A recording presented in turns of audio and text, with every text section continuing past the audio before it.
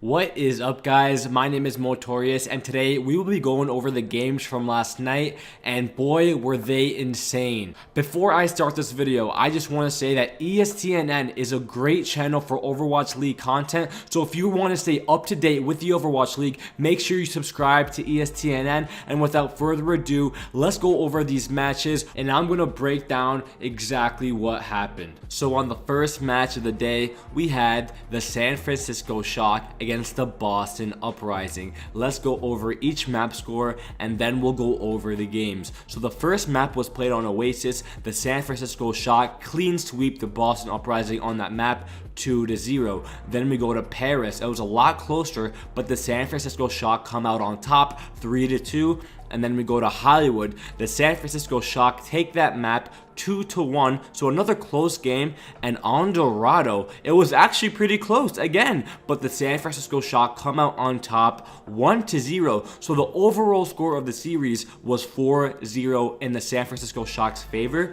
But if you watch the maps, it was a lot closer than what the score actually entails. Now, the San Francisco Shock are the Stage 2 champions. They were the best team in the league, hands down, undefeated, never lost a single game in the regular season of Stage 2, and they didn't lose the playoffs because they obviously won the championship. Now let's look at this stage. They started off very bumpy. The first match they almost lose to the Atlanta Reign, but they did win 3-2, and then the next very match they lose to the Houston Outlaws 3-2. So very rough start for the San Francisco Shock, but now it seems like they are clicking and they are trying to work together to become that glorified championship team that they are in Stage 2, because they went through the Seoul Dynasty 4-0, and now they went to the Boston Uprising, another 4-0. So could this hot streak continue for the San Francisco Shock, or is the Boston Uprising and Seoul Dynasty not good teams? Well, in my opinion, I think the Seoul Dynasty is a great team. I think Boston Uprising kind of in the middle. So these matches are 4-0s. I mean, San Francisco Shock is winning every map now. They are 8-0 in their last 2 sets, so they are doing really good now. Now let's look at the Boston Uprising. The Boston Uprising are not playing good. They got 4-0'd by London, 3-1 by Paris. They got 4-0'd by the Houston Outlaws. Now they have to play the Shock. They do have a really rough schedule, but to be fair, they are not playing to their potential. They could play so much better, and on the back of Fusions, he needs to step up as a leader, as he's trying to be, and set the aggression for the Boston Uprising. Now this leads to the match for the San Francisco Shock. Super was all over Fusions. Fusions played okay, but Super just showed how dominant he is on Reinhardt, and I think once that tank falls, the rest of the team falls for the Boston Uprising. It's a very important statistic, because once Fusion dies, they have no chance of really winning the team fight. It's proven on the Overwatch League statistics. And if you look at a team like Shock, if Super dies, that's where people like Sinatra, Rascal, they all step up and try to win the team fight. It's not as likely they do win the team fight, but there is a chance. But with the Boston Uprising, once Fusions dies on the battlefield, the Boston Uprising cannot win the team fight. So they really need to play around their strategy, keep Fusions alive, and I think they need to give him the resources. Now, speaking about the strategy, the San Francisco Shock might have one of the most consistent strategies in the game, and that's why they are so good. They've had so much time to build chemistry and synergy on one comp, which is the Ghost comp, and a little Baptiste on Paris, and maybe some Sombra, but 95% of their matches are played on the 3-3 Goats comp. Now with the Boston Uprising, they tried the Goats comp, but now they're trying to get into Widow, they're trying to play Anna, they're trying to play Sombra, Doomfist, they're trying to do a little of everything, and that consistency is not there, and I think it goes back to the comps. Like in this match, they were all over the place, and they just cannot find the rhythm now. If I had some advice to give to the Boston Uprising right now, it would be to really concrete your strategy, keep it intact, and build on it. Try to be consistent with your comp, and the gameplay will follow. And if you're the Boston Uprising and you want to create these new strategies, you cannot play into the hand of the San Francisco Shock. They like dragging out long fights. For example, the Shock had 10 kills on one of the maps for Oasis, and the Boston Uprising only had 1.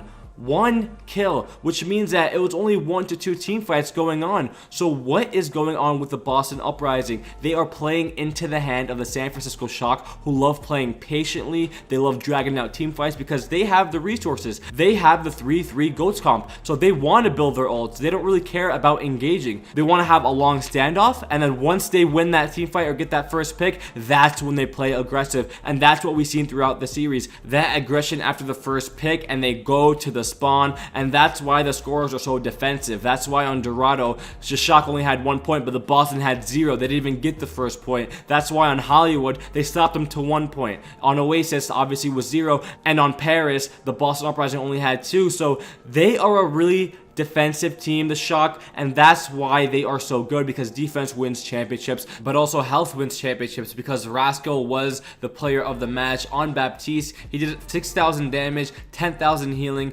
5 final blows, 2,000 damage amplified, 4 deaths prevented. Rascal's such a good Baptiste player, and he's really embodying that role. So that's the series. The San Francisco Shock clean sweep with a broom, the Boston Uprising, and winning it 4-0 in the series. Let's move on to our next match. The next match of the day was played by the Paris Eternal against the Houston Outlaws. And man, the Houston Outlaws are on a roll. Let's see if the Paris Eternal stop that momentum. Let's go over each map. So on Oasis, the Houston Outlaws win it 2-0. On Paris, Houston Outlaws wins it 4-2. So it went to a next round, and Houston Outlaws came out on top. On Hollywood, the Paris Eternal finally strikes back after halftime and wins it 2-1.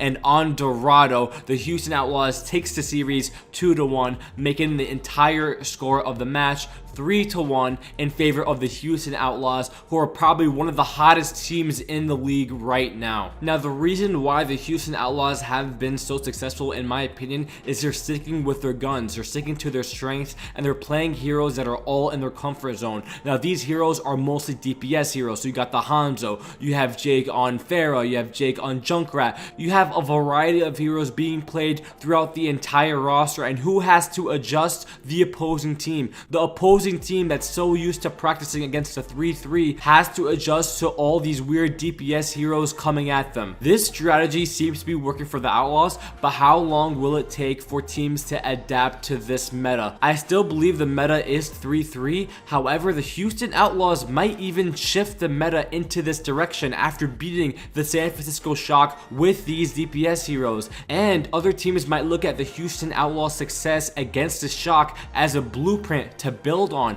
because this is something you guys have to think about. The Shock hasn't lost in all of Stage 2. The Houston Outlaws were the first team to beat the Shock in a very long time, and they did it using their heroes, and that's what they've been doing. So Houston Outlaws should continue with a strategy of playing the Widow, the Tracer, the Sombra, the Junkrat, the Pharah, and they could keep dominating until someone stops them, because they are setting the pace and they are making the battlefield on their terms, on their grounds, and that's why they have been so successful, that they don't really have to adjust, but other teams have to adjust to them. Now, speaking of these heroes, one hero that did shine in this match was Pharah, and it was played by Jake, and he was the player of the match. He had 31,000 hero damage done, 29 final blows, 13 barrage kills. Now that's a lot for the Overwatch League, because Pharah is immobile once she barrages. So once you hear that voice tone that she's using her ult, everybody just looks up and insta-kills her. However, the chaotic culture that this comp actually brings,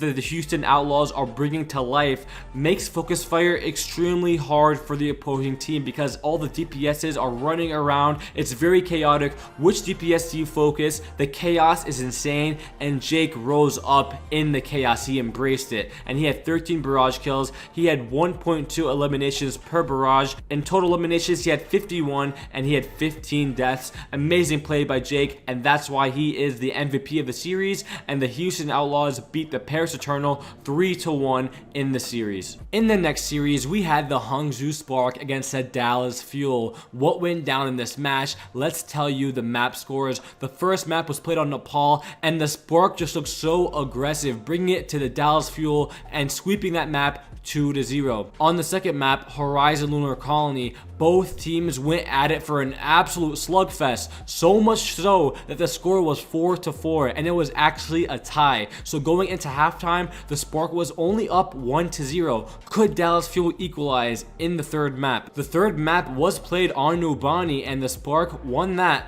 3-1, and on the final map, Havana, the Spark take that 3-1, making the overall score 3-0. The Spark did absolutely amazing against the Dallas Fuel. I actually predicted that Dallas would win because they did seem like the better team, but the Spark this stage and recently in their past games have been stepping it up lately. Now let's talk about the player of the match who stepped up to the plate for the Spark, and we have the Zenyatta player, Bebe. He had 44,000 hero damage done, 46,000 healing, 26 final blows, 105 offensive assists, 79 defensive assists, and only 10 deaths throughout the entire series on Zenyatta. He played amazing, and it's good to finally see support back into the mix for that MVP role and the player of the match. So the Spark did absolutely amazing, and with that, the series concludes. The Spark beats the Dallas Fuel 3-0. In the final match of last night, we had the Shanghai Dragons against the LA Valiant, and boy did they go at it. On the first map of Nepal, Shanghai did take one of the maps, but LA Valiant took the entire map 2-1. On map 2, Horizon Lunar Colony, Shanghai answers back and wins it 2-1. So now going into halftime, the score is 1-1. On the third map, Eichenwald, it was so close, but LA Valiant wins 3-2. And on Dorado, it was even closer, 4-5. That's overtime, guys, but 4-5, LA Valiant wins it all, giving the score of the series 3-1. The LA Valiant crushes the Shanghai Dragons. This was actually really interesting because I thought that the Shanghai Dragons were actually the better team. They have Envy, Luffy, Koma, Gamsu, who's been destroying on Reinhardt. And let's talk about Envy real quick. I did brush him off, but Envy as a diva player is one of the best in the league in my opinion. Well, maybe not the best, but he is one of the most underrated divas in the game. Koma and Luffy, the support duo, they are amazing and they synergize really well. And then you have Diem.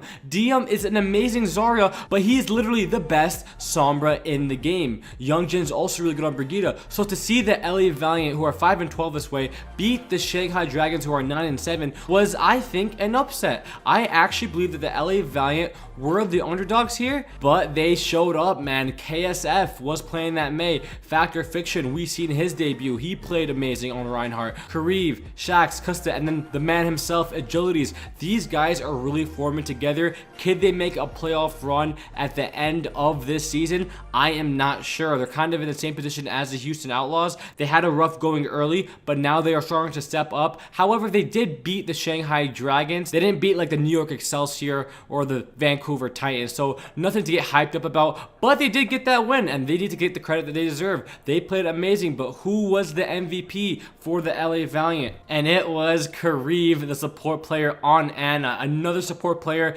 made the list for the player of the match, and he had 19,000 damage done on Ana. That's a lot for Ana. He had 38,000 healing, 13 final blows, 35 enemies slept, 43 biotic grenade kills. This guy really plays an offensive Ana, and that's what you need in an Ana for the LA Valiant. They needed someone to step up with agilities, to bring the extra DPS, to bring the AoE damage with the nades, and that's what Kariv brings. And don't forget the CC with the enemy slept. He had 35. So Kariv really stepped up, and congrats to the LA Valiant. They played amazing, and that is the series. 3-1, the LA Valiant beat the Shanghai Dragons. Thanks for watching, guys. If you enjoyed, please subscribe and like this video for more Overwatch League content. My name is Motorius, and this video is brought to you by ESTNN.